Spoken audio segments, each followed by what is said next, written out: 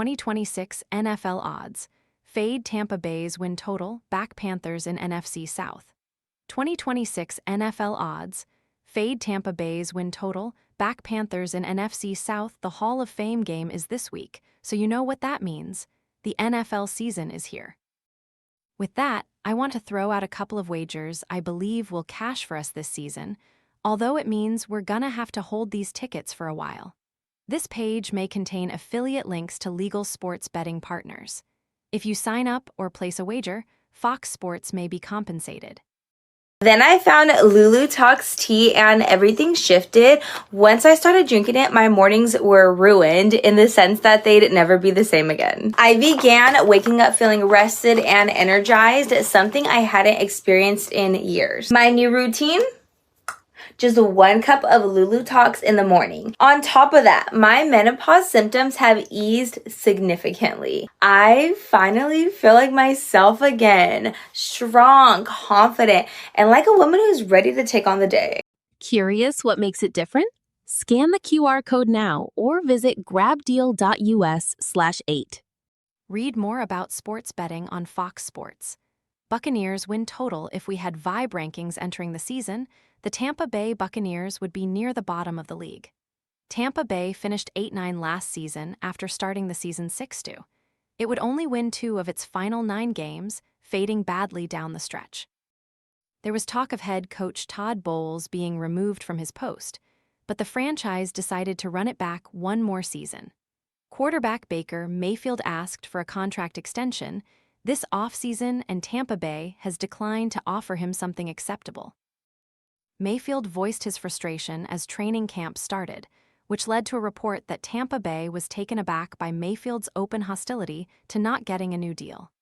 In addition, Tampa Bay's best defensive player has asked for a trade. Vita V will not show up to camp until a new deal is given to him or he's traded. Will Tampa Bay eclipse its win total in 2026? Getty Images, Mayfield is underpaid for his production in a Bucs uniform and his standing among the rest of his peers. However, TB not extending Mayfield this offseason is a wise decision, as he's starting to decline as a player. Mayfield is a fireplug on the field. He's high energy and passionate, but he's older now and is getting beat up. He had 900 fewer passing yards in 2025 than he did in 2024.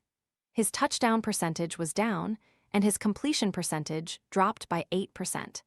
Mayfield also had the majority of his turnovers during Tampa Bay's final 9 games last season. I don't have high hopes that he's going to bounce back this year. He's upset about his contract, and he's a year older. It's worth noting the parts around Mayfield are good. When healthy, the offensive line is above average. Mayfield has the options to score points. He is a defensive coach with a defense that's gotten worse the last 3 seasons.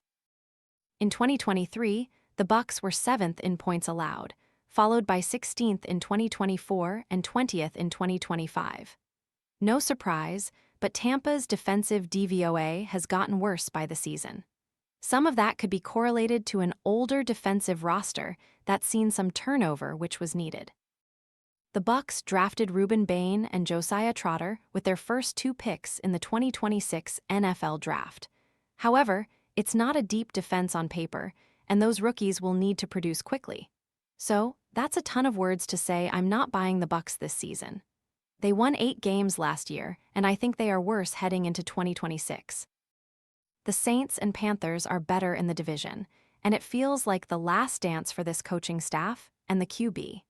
Panthers division finish, the Panthers won the division in 2025, although it was with a losing record.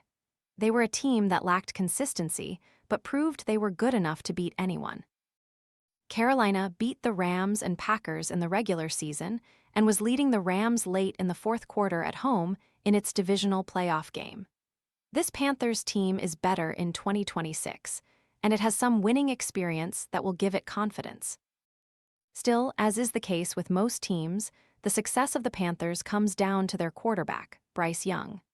Can Bryce Young lead the Panthers back to the top of the NFC South?